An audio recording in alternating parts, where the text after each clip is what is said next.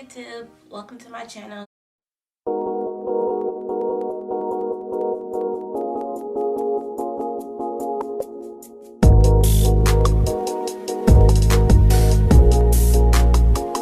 My name is Chantel, and today I'm going to be doing 6 quick hairstyles for big 4C hair. My hair looks a hot mess. Alright, so first I'm going to be using the Shea Moisture Jamaican Black Castor Oil. Whenever I want to, I'll just use this to tame my edges up a little bit. Big comb, brush to brush up the hair to make it look like a sleek look. So let's go ahead and start this.